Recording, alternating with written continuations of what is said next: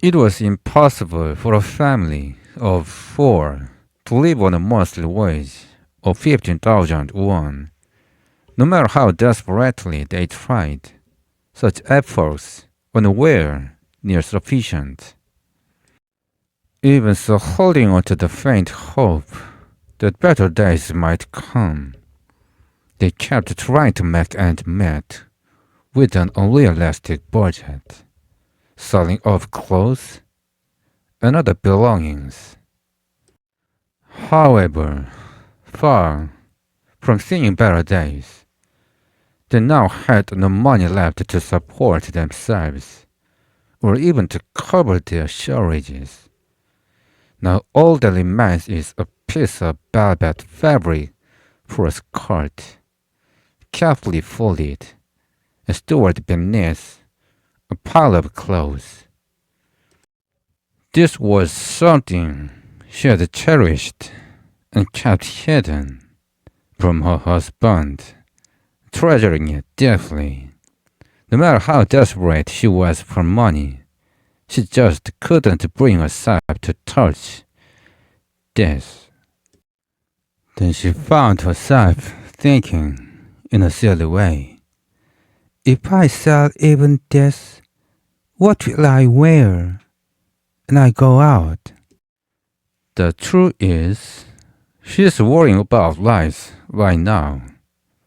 Even now, she worries to herself about tomorrow, how she would buy the rice they need. Suddenly, as if a clever idea has struck her, she lifts her head with a sharp motion. Dear, she says, moving closer to her husband, who is flipping through a book, kneeling beside him and leaning in tightly.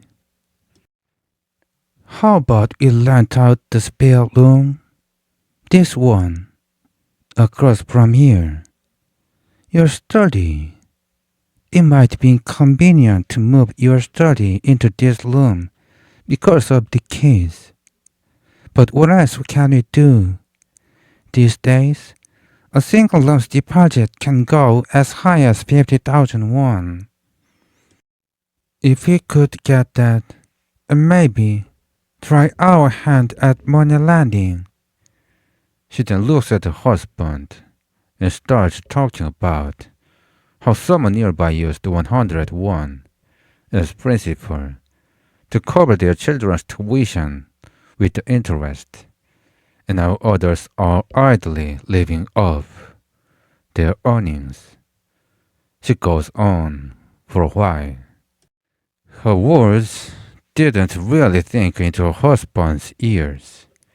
Lending money was something only the right kind of person could handle, and he was a person who had a tendency to avoid even asking for his own money back when he needed it.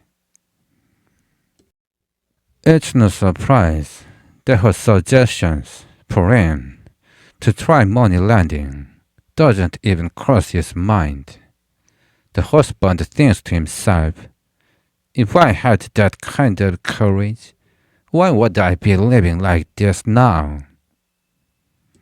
Huh, money lending? Without even glancing at her, he muttered to himself, hunching over as he sat there, and flipping through the pages of the book he was holding. Why not lend money? Isn't it better than starving? She said. Well, sure, but who's going to do it? He replied. Who else? I'll do it. Do you think people who lend money were born knowing how? They say that as long as we lend money to someone trustworthy, the profit is as good as guaranteed. She answered. The wife had no other choice and came up with such an unlikely idea. Still, Setting aside whether it would work or not, it wasn't a matter of intelligence or effort, but rather that she was too soft-hearted to ask others for money. Maybe if it was some kind of business, it might have made sense, but this was a completely original idea for her. However, they were no longer in a position to sit idly by, doing nothing. The road had led them to a dead end.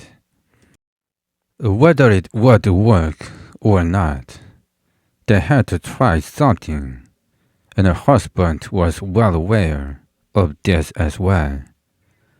If you would just let me use the study, I think I'll give it a try. Who says only others can do such things?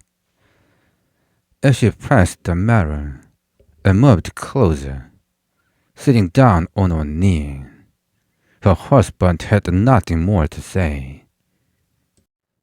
Deep down, he felt ashamed of himself as the head of the family, unable to support them, and he couldn't help but hesitate to agree to a suggestion or leave everything in her hands. The next morning, her husband's study was moved to the corner of their bedroom, and shortly after 50,000 won from the list of the guest room was handed over. His wife, now looking as if he could finally breathe, said, "See, if you get 5,000 won every 10 days, that's exactly 15,000 won a month, isn't it? This is how everyone does the math. That means our income will be about the same as the monthly salary. This is just like having 100,000 won. And with that, we can manage to get by." Smiling brightly, she handed over the 50,000 won that morning to a young man who was introduced by the neighbor and said to be doing business for American client, calculating an interest of 5,000 won every 10 days. However, the outcome did not align so easily with her expectations. On the promised date, the last day of the month, she waited late into the night, but there was no sign of the principal, let alone the interest. At dawn, she went to visit him early, only to hear, "Just a few more days." Even after several days passed, the answer remained the same. Just a few more days. Even if the repeated answer of just a few more days continued, there might have been some hope. But as time slipped by, and more than a month had passed, there was eventually no one left to press for the payment. Despite visiting every day and trying to uncover his whereabouts, no one was ever seen entering the room he used to stay in. She clung to the neighbor who had introduced him, insisting that the neighbor find him, but all she got was a simple, "How could I have known this would happen?" Leaving her utterly speechless. If she had at least gotten some items in exchange for their money, it might have been less frustrating. But all of his belongings were just the single rucksack he always carried, and now that he was gone, the rucksack was gone too. The wife couldn't bring herself to say these words to her husband, Silently, agonizing over the matter, the wife made excuse for her husband, saying he had failed in his business, so he couldn't promise when he would be able to return the deposit or give a clear answer about it. She added that if he couldn't recover the money, she would at least bring back some goods in its place, letting the matter drag on with vague remarks. Well, look here. Only certain people can pull something like that off. It's not something anyone can do. It's lust. Just lust, the husband said. At first, his words stopped at that. But now, as he thought about what would happen if the person in the next room were to leave or demand the money, he began to sweat nervously, feeling a growing sense of anxiety and unease, knowing there was no way to return the deposit they owed. Why can't you get back the money you so confidently lent out? He shouted, his voice rising to an unusually sharp pitch and striking her eardrums. In this situation, the wife could no longer evade the matter with vague excuses. It wasn't just her husband's frustration that stung her.